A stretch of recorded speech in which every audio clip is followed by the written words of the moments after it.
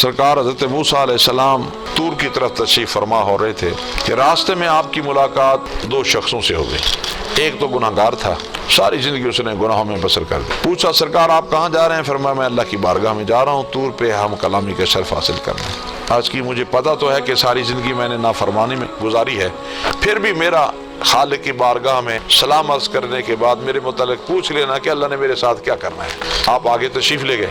ایک کٹیا میں عابد زاہد انسان موجود تھا جو اللہ کر رہا تھا۔ جب اس نے دیکھا کہ موسیٰ علیہ السلام گزر رہے ہیں، وہ باہر نکلا ہے۔ آپ کہاں تشریف لے جا رہے ہیں؟ سرکار موسیٰ علیہ السلام نے فرمایا میں طور پہ جا رہا ہوں اللہ سے ہم کلامی کے لیے۔ سرکار میرا بھی چھوٹا سا کام کر رہے ہیں۔ فرمایا بتاؤ۔ سلام بھی عرض کرنا اور پروردگار سے پوچھنا کہ میرے ساتھ کیا کر رہا ہے۔ موسیٰ علیہ السلام تشریف لے گئے۔ جب ہم کلامی کا شرف حاصل ہوا تو اللہ رب العزت کے ان دونوں بندوں کا پیغام پہنچا ہے۔ اللہ پاک نے عابد کے متعلق فرمایا کہ اسے خوشخبری دے دینا کہ تو نے زہد تقوی اپنایا ہے، ہم تیرے لیے راضی ہیں اور جنت کا انتظام کر رہے ہیں، تجھے بخش دیں گے اور جنتی کر دیں گے۔ مولا وہ گناہ گار فرما اس سے کہنا کہ ہم تجھ پہ بہت سخت ناراض ہیں، تیرے لیے جہنم کا عذاب تیار ہے، بس تیرے آنے کی دیر ہے، ہم تجھے سختی سے نمٹیں گے تیرے ساتھ۔ موسیٰ علیہ السلام واپس تشریف لائے۔ آپ کی پہلے ملاقات گناہ گار سے ہوئی۔ سرکار تشریف لے گئے تھے، جی میرا پیغام دیا تھا، میرے مالک میرے متعلق کیا فرماتے تھے؟ موسیٰ علیہ السلام نے فرمایا اللہ تو تجھ سے بہت ناراض ہے اور قادر مطلق کا ارشاد گرامی ہے تو آ تو صحیح، تیرے ساتھ ہم کرتے کیا ہے؟ تجھے سخت سے سخت عذاب دیں گے، تو نے ہماری نافرمانی کی ہے، ہماری حدوں کو توڑا ہے، ہم تجھ سے سخت ناراض ہیں۔ جیسے موسیٰ علیہ السلام فرما رہے تھے وہ وجد کر رہا تھا، جیسے سنا وہ خوشی سے اچھلنے لگ گیا، وہ جھوم اٹھا۔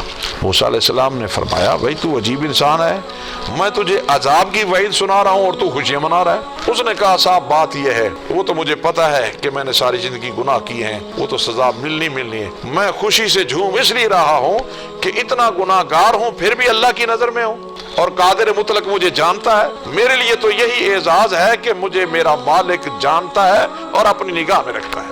آگے تشریف لے گئے تو زاہد اور عابد مل گیا، صاحب واپس آ گئے۔ اللہ پاک نے میرے متعلق کیا فیصلہ کیا؟ بھئی اللہ تو اس سے راضی ہے، تجھے جنت عطا کرے گا، تو اس سے وہ بہت خوش ہے۔ اس نے کہا صاحب اللہ نے راضی ہونا تو تھا، 80 سال ہو گئے اس کی عبادت کرتے کرتے، اس کی بارگاہ میں سجدے کرتے کرتے، جنت ہی دینی تھی اور کیا دینا تھا۔